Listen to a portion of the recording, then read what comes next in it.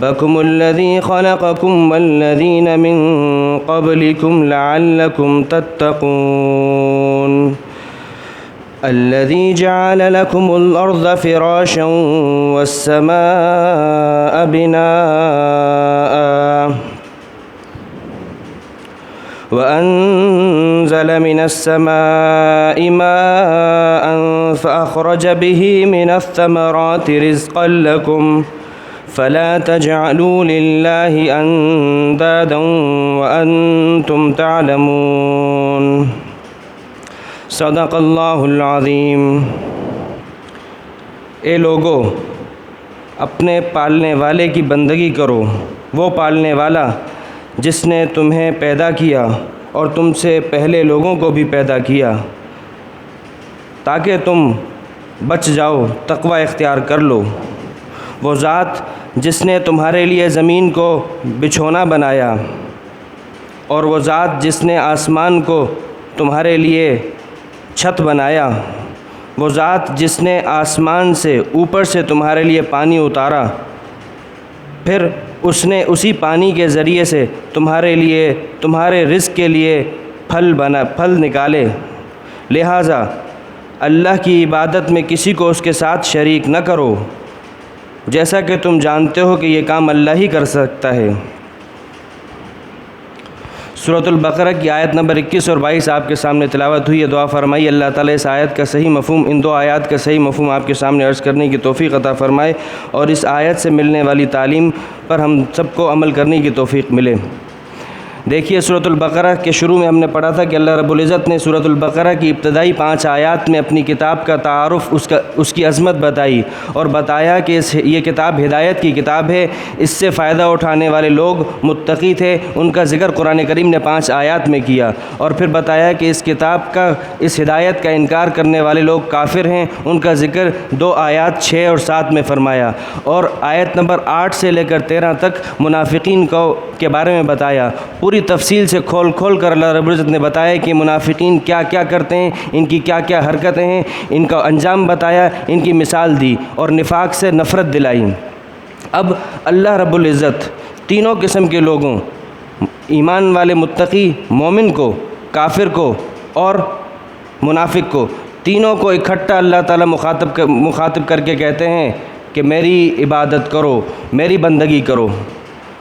یا ایھا الناس، اے لوگو، سب آ گئے، وہ آ گیا، کافر بھی آ گیا، مسلمان بھی آ گیا، اور منافق بھی آ گیا۔ کافر سے قرآن کہہ رہا ہے کہ شرک چھوڑو، کفر چھوڑو اور میری بندگی کرو۔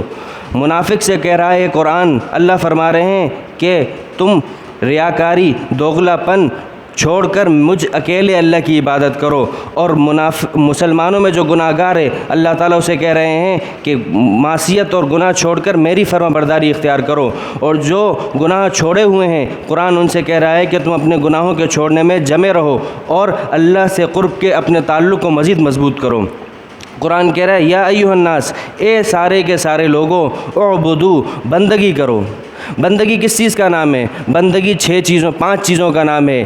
اپنے ایمان کو درست کرنا ہے، اپنی عبادات، نماز، روزہ، حج، زکوٰۃ، یہ سب اللہ کے حکم کے مطابق کرنے ہیں۔ اپنے معاملات، خرید و فروخت کے معاملات، نکاح وغیرہ کے یہ سارے معاملات اللہ کے حکم کے مطابق کرنے ہیں، اور اپنی معاشرت، بھائی کا بھائی کے ساتھ، بہن کا بہن کے ساتھ، والدین کا بچوں کے ساتھ، بچوں کا والدین کے ساتھ رہن سہن، پڑوسی کا پڑوسی کے ساتھ رہن سہن، یہ اللہ کے حکم کے مطابق ہو، یہ بھی بندگی ہے۔ اور 5ویں چیز، اپنے دل کو اللہ کے لیے پاک کر لو، اپنے دل کے اندر بری خصلتوں کو، حسد، کینہ، بغض، تکبر، ان سب سے پاک کر کے اس دل کے اندر اللہ کا شکر رکھو، اللہ کے لیے صبر کرو، اور اس دل کے اندر اپنی اللہ کی ذات کی معرفت رکھو۔ تو ان 5 چیزوں پر اگر کوئی بندہ پورا اترتا ہے تو در حقیقت وہ بندگی کرتا ہے۔ تو اللہ تعالیٰ فرما رہے ہیں میری بندگی، اب بندگی کرو، ٹھیک ہے؟ تو بندگی میں یہ سب چیزیں آ گئیں۔ اب بندگی اللہ تعالیٰ فرما رہے ہیں کرنی ہے، کس کی کرنی ہے؟ اللہ فرما رہے ہیں ربکم، اپنے رب کی بندگی کرو۔ دیکھیے، قرآن فرما رہا ہے کہ وہ اس ذات کی بندگی کرنے کا کہا جا رہا ہے جس نے تمہیں پالا ہے، تم نہیں تھے، اس نے تمہیں وجود دیا۔ قرآن کہتا ہے سورۃ الدہر کے اندر هل اتى على الانسان حين من الدهر لم يكن شيئا مذكورا، ارے انسان کے اوپر ایک ایسا وقت آیا ہے کہ یہ تھا ہی نہیں، اس کا تذکرہ ہی نہیں تھا۔ ہماری پیدائش سے 5-6 مہینے 9 مہینے سے پہلے تک ہمیں کوئی جانتا نہیں تھا، ہمارا نام تک نہیں تھا، لیکن آج یہ انسان اگر آ گیا ہے اور اپنی بات آج یہ سمجھتا ہے کہ میں ہی ہوں، آج عزت اور نام کے پیچھے یہ جو چاہتا ہے کرتا پھرتا ہے۔ اللہ تعالیٰ فرما رہے ہیں هل اتى على الانسان حين من الدهر لم يكن شيئا مذكورا، اس کے اوپر ایسا وقت آیا ہے کہ یہ قابل ذکر بھی نہیں تھا، اس کا نام تک نہیں لیا جاتا تھا، اور ہم نے اس کو کس سے پیدا کیا؟ گندے نطفے سے، گندے پانی سے۔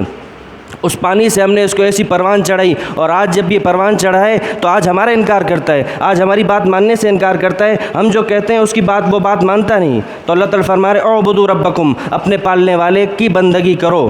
پھر فرماتے ہیں وہ پروردگار، وہ پالنے والا جس نے تمہیں بھی پیدا کیا، الذی خلقکم، جس نے تمہیں بھی پیدا کیا، والذین من قبلکم، اور ان لوگوں کو بھی جو تم سے پہلے پیدا کیا۔ بتا دیا کہ پالنے والی ذات، پیدا کرنے والی ذات تو ہماری ہی ہے، اور صرف پیدا نہیں کیا، پیدا کرنے کے بعد آگے کے پورا انسان کو وجود کے ساتھ ساتھ اس کی بقا کا سارا انتظام کیا، اس کو رہنے کے لیے زمین دی، اس کو چھت دی، اس کے لیے آسمانوں سے پانی برسایا۔ یہ سب قرآن آگے بیان کرتا ہے۔ تو قرآن کہتا ہے کہ اعبدوا ربکم، اپنے رب کی بندگی کرو، الذی خلقکم، جس نے تمہیں پیدا کیا، والذین من قبلکم، اور تم سے پہلے لوگوں کو پیدا کیا۔ درمیان میں ایک ٹکڑا ہے، اسے ہم آخر میں پڑھتے ہیں۔ اللہ تعالیٰ فرماتے ہیں الذی جعل لکم الارض فراشا والسماء بناء، وہ ذات جس نے تمہارے لیے زمین کو بچھونا بنایا۔ اتنی بڑی زمین دیکھنے میں تو گول لگتی ہے، اتنی بڑی زمین جو کہ انڈے کی شکل کی ہے، جو کہ ہچکولے کھا رہی ہے، اس پورے ہمارے نظام کے اندر گھوم رہی ہے، لیکن ہمارے لیے ایسا یہ بستر ہے کہ ہم اس میں جو چاہیں کرتے پھرتے ہیں۔ اللہ تعالیٰ نے اس زمین کو نہ تو پانی کی طرح نرم کیا، نہ تو لوہے کی طرح سخت کیا، بلکہ اس کو ایسا بنایا کہ ہم اس پہ اگر جو چاہیں کرنا چاہیں تو کر سکتے ہیں۔ تو اللہ تعالیٰ فرما رہے ہیں یہ زمین کا نظام تمہیں کس نے دیا؟ کیا کوئی اور ہے جس نے یہ پیدا کیا ہو؟ پھر فرمایا والسماء بناء، تمہارے لیے آسمانوں کو ہم نے چھت بنایا، ایسی چھت ہے کہ بغیر عمد ترونہا، تمہیں اس آسمان اتنی بڑی چھت کہ تمہاری نگاہ جہاں ختم نہیں ہوگی، تمہاری نگاہ کی حد ختم ہو جائے گی، لیکن آسمان تمہیں ختم ہوتا نظر نہیں آئے گا، وہ ہم نے تمہارے لیے بغیر ستون کے پیدا کیا ہے۔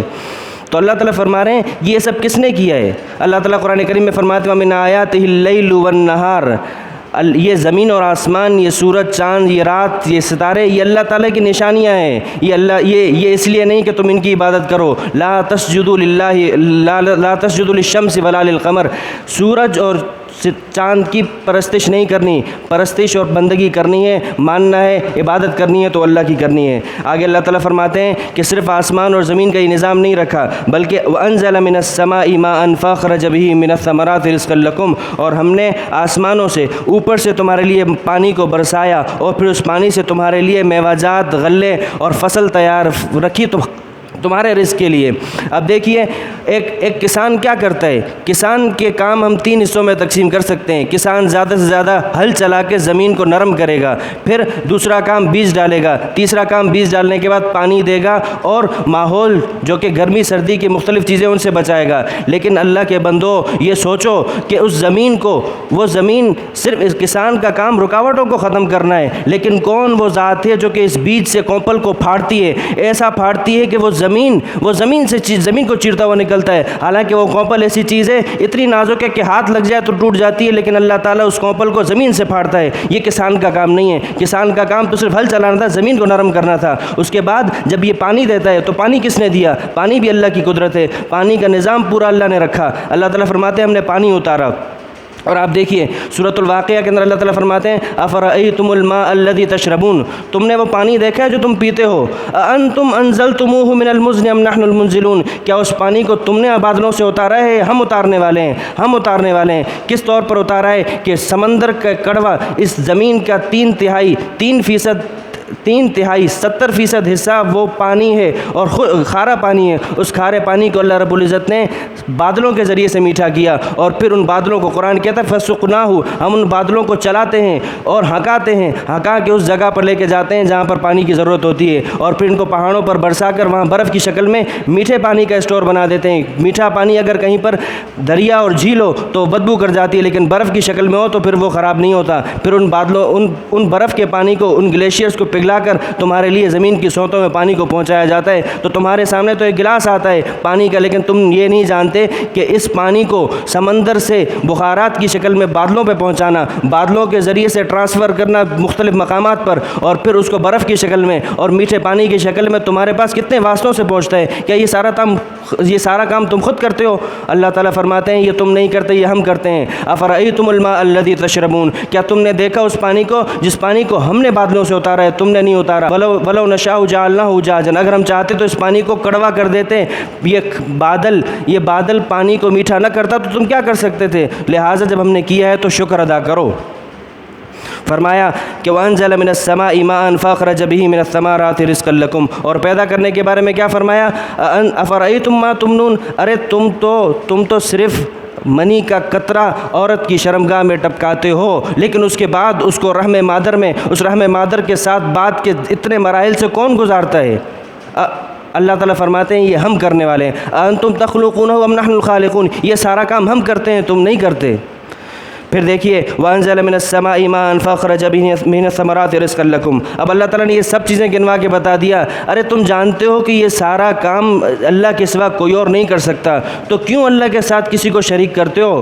کیوں اللہ کے ساتھ یہ کہتے ہو کہ فلاں، کیوں بیٹا مانگنے کے لیے کسی پیر کسی درگاہ کے پاس جاتے ہو؟ مانگنا ہے، ہر چیز مانگنی ہے تو اللہ سے مانگو، اللہ کے در کے منگتے بن جاؤ، اپنے جوتے کا تسمہ بھی ٹوٹ جائے تو اللہ سے مانگو، موچی کے پاس جاؤ لیکن پہلے اللہ سے مانگو۔ فلا تجعلوا للہ اندادا، کسی کو اللہ کی عبادت میں شریک نہ کرو، وانتم تعلمون، اور تم جانتے ہو کہ یہ سارے کام اللہ ہی کرتا ہے۔ دیکھیے، اور پھر درمیان میں اللہ تعالیٰ نے فرمایا میری بندگی کرو، کیوں؟ لعلکم تتقون، شاید کہ تم تقوی اختیار کر لو۔ دیکھیے بادشاہوں کا شاید کہنا بھی، اگر کوئی بادشاہ شاید کے ذریعے کی بات کر دے نا تو وہ بھی یقینی بات ہوتی ہے، لیکن اس میں ہمارے لیے پیغام یہ ہے کہ ارے تم نے اللہ کی بندگی کرنی ہے تو ہمارے فضل سے تمہیں جنت ملے گی، تمہارے عمل میں تو کوئی ایسی چیز نہیں ہے۔ آپ علیہ الصلوۃ والسلام نے ایک موقع پر فرمایا کہ لن يدخل احدکم الجنہ بعملہ، تم میں سے کوئی شخص اپنے عمل کی بنیاد پر جنت میں داخل نہیں ہوگا۔ صحابہ پوچھتے ہیں ولا انت یا رسول اللہ، اے رسول اللہ کیا آپ بھی اپنے عمل کی وجہ سے جنت میں داخل نہیں ہوں گے؟ آپ نے فرمایا ولا انا، میں بھی نہیں، الا ان یتغمدنی اللہ برحمتی، الا یہ کہ اللہ تعالیٰ مجھے اپنی رحمت سے ڈھانپ لے۔ تو بتا دیا، تعلیم دے دی کہ اپنے کسی عمل کو اللہ کے اوپر لازمی نہ قرار دو کہ تو اللہ تمہیں اسے جنت میں داخل کرے گا، اللہ کا فضل ہی ہوگا۔ اگر اللہ نے انصاف کا ترازو ہاتھ میں رکھا تو کوئی بھی بچ نہیں سکے گا۔ اسی لیے ایک موقع پر آپ علیہ الصلوۃ والسلام نے فرمایا، قرآن کہتا ہے کہ ہم آسان حساب لیں گے، تو حضرت عائشہ فرماتی ہیں کہ یا رسول اللہ آسان حساب کیا ہے؟ آپ نے فرمایا کہ آسان حساب یہ ہے کہ اللہ تعالیٰ اپنی رحمت سے جنت میں داخل کر دے۔ کیوں؟ کیونکہ اگر اللہ حساب کتاب لینے پر آیا تو ہم پورے نہیں اتر سکتے۔ تو اس آیت میں اللہ رب العزت نے توحید کی دعوت دی اور پوری انسانیت کو دعوت دی، کافر کو بھی دعوت دی، منافق کو بھی دعوت دی اور مسلمان کو بھی دعوت دی۔ اور آج آپ دیکھیے اس وقت دنیا میں توحید کا اقرار کرنے والے جتنے لوگ آج اس زمانے میں اس سے پہلے کبھی نہیں گزرے، لیکن حقیقت بات یہ ہے کہ توحید ان کے دلوں میں رچی بسی نہیں، ہر ذات ہر کام میں ان کو اللہ نظر نہیں آتا، وہ اسباب میں، چیزوں کے اندر، دکان پر، ملازمت میں اپنے رزق کو تلاش کرتے ہیں، اللہ سے انہوں نے اپنا تعلق توڑ دیا ہے۔ اگر اللہ تعالیٰ پر توحید کا عقیدہ مضبوط ہو تو کسی بھی طاقتور، دنیا کا کوئی طاقتور انہیں کوئی کچھ نہیں کر سکتا۔ اس کی مثال آپ اپنے پڑوس ملک افغانستان کو دیکھ لیں، بے سر و سامانی کچھ بھی نہیں ہے، لیکن پوری دنیا کو 50 ممالک کو گھٹنے ٹکوا دیے، کس بنیاد پر؟ ایک توحید کے عقیدے کے اوپر کہ جو کرنے والی ہے وہ ذات اللہ کی کرنے والی ہے، اسی ذات پر مرنا اور مٹنا ہے۔ تو جب ایسا عقیدہ آ جائے تو پھر دنیا کی کوئی طاقت کچھ نہیں بگاڑ سکتی۔ دعا اللہ تعالیٰ ہمیں توحید کا عقیدہ مضبوط ہمارے دلوں میں داخل فرما دے اور اس پر عمل کرنے کی توفیق عطا فرمائے۔ وآخر دعوانا الحمد للہ رب العالمین۔